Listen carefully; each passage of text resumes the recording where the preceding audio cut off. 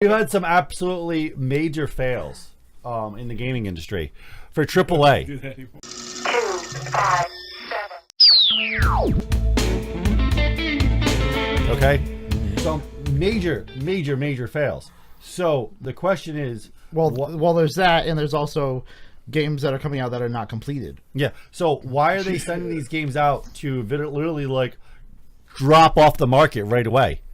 I have I an can tell you instant why, answer but for it's you, and gonna I think piss I'm going to people cut off. off Grim before he says it, because I know he's going to say the same thing. What? Money. Well, no, but they're not. They're losing money. I wasn't going to say money. I was going to say these the companies Konami have Ultra got a kind of thing? bloated sense of power in their mind, for example. And I said this when we were watching the E3 conferences. I was giggling the whole time, and I kept saying Todd Howard is such a dick. And people were like, leave him alone. He looks like he's coming out like a megalomaniac, and we got a game. And then he delays for 5 seconds, looks around like, I'm God. Well, no, but we're talking And about that game is. Come on. And Don't it's you guys like, got cell phones? So okay, so hey, so the reason that leads to cockiness for the releases of stuff. They thought everybody would buy Fallout because it's Fallout and because he said it was good. Yeah, that's right. And then you have all the reviewers, they're slamming this game, but the reviewers are very friendly with these devs. So every time someone steps up and says, dude, stop dicking us around with your microtransactions and your bad games, what do the reporters do? Gamergate attacks dev, they're evil people. I'm not Gamergate. Right. I'm just a mad guy who's mad about Fallout being bad. all right. So for the listeners, so let's get into what we're talking about here. So Fallout 76 came out. We also got another major title that came out was Battlefield 5. Okay. I wasn't completely excited for Fallout 76 only because of the Care Bear-ness that's going to be going on those servers. But I was excited for Battlefield 5 when it was first announced, and some of the trailers and stuff. It was really cool. I was like, this is going to be a really good game. And I usually buy the Battlefield games like right when they come out. I did not buy this one. So What? and the reason why is because half of the options when you boot up that game are not there. They're grayed out and say coming soon. Yeah, well, basically, this whole topic is about there's games that are coming out that are completely unfinished, and over time they may be great, but how do we feel about that now? Like, there's been a lot of games lately that are doing that. Johnny. It's like they're doing a, what do you call it? A preview system, like how PUBG did when it came out. It's like it's in beta the whole time. Yeah, but they're still charging you $60 for that game. Yeah, that's the problem. Okay, so we'll compare like 76 to Rust, okay? Mm-hmm. Okay, Rust is like a $10, $15 game, okay, on average, okay? Both are empty. Yeah, no. He can't see you raising your hand. Yeah, know. both are empty. Okay. But one was $15, and it makes sense that it was empty because it's a $15 game made by a very small developer. The other is a $1 billion game that costs $60 and should not be empty. No, okay. Yeah. And it's a $60 game. You should have a whole lot more than what you're getting $15. Well, it's like with That's what I mean by Rainbow Six Siege also does Well, that. that's not- They started off pretty empty, and now like it's a beloved game. What did you have to say, Johnny? What were you gonna say? No, when you mentioned earlier how did that make us feel, I was gonna say it made me feel pissed off because that reminds me of the Secret of Mana remake that came out. Oh my god. I mean, that thing was absolute garbage. My magic system was all messed up. Like every time when I open up magic for one character, it was somebody else's freaking magic. Oh my god. Hey, Ben, can you stop feeling him up on camera, man? No, apparently I have magic powers because, like, I put my hand on his shoulder and he had no pain.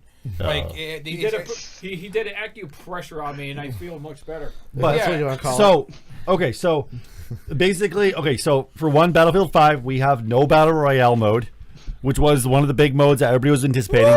Why everybody wanted it. yes! So we saw the brief preview of Firestorm, the Battle Royale mode. Mm-hmm. There's the missions mode is blacked out. Half of the one player mode is blacked out. Like, you can't play most of this game except for the multiplayer mode. That's it.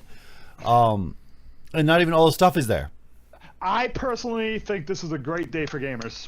And I'll explain it so you don't think I'm crazy, but about 7 months ago, one of the people working on that game got on Twitter and to the millions of people who play Battlefield said, if you don't like it, don't play our game, in a rude. Oh yeah, I was about to get to that, Grim. To his fan base. Yeah. So thank you for not buying the game to teach them a lesson about how you don't talk to your fans. It was Ernest Avery, by the way, that said that. No, so Don't you have a phone? yeah, so what they said was, and the reason why they made that comment, because they went and took a part of history and completely skewed it Oh yeah, yeah. and threw it into this game, That's and right. people were pissed about it.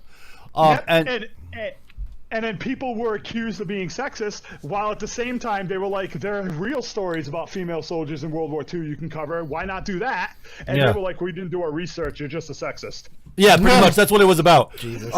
It was kind of ridiculous. So I don't get it. You're supposed to actually want people to buy your game. You could have went, well, we're not going for the realism. We just want to tell a story that we thought was interesting. They could have just said something like that. People would have accepted it. Yeah, but they could have spent money on research and they would have seen interesting stories, like the snipers, the female sniper. It was either a squadron or a battalion, I don't remember exactly, in the Switzerland mountains that were fighting against Germany. They were an all-female sniper unit. You could have done something with that. Nah, Yeah. screw it. Well, no, but you could have, but instead of just telling your fans, you don't like it, don't buy it, you could have said something a little nicer. Yeah. Yeah. But what that does is it says that this is the problem with it. What it says is that they didn't care what they were telling. All they cared is that they could scream diversity. So instead of going and finding a real story about female soldiers in World War II and taking the time for research, they just went, someone busted through the door and said, hey, Anita just showed up and she's pissed off. We got to put diversity in this game. And someone was like, we can tell a great story. No, just put a female lead and don't bother writing the story. Matter of fact, use a story you were planning before, just make her a female lead. And that's what they did. Instead of spending time to do research. Yeah. Doing This is something good. so Grim. This also is going to read. The reason why I put these topics close to each other. You brought up a thing about a lawsuit that's happening with Bethesda for refunds. Oh, yeah. I just thought that, keep in mind that it's not going to go anywhere. I just think it's hilarious. That's why I brought it up. I thought it was... Can I add to that just before you say anything? I just watched a video online of this guy going to GameStop trying to get a refund for Fallout, and I guess they said they would.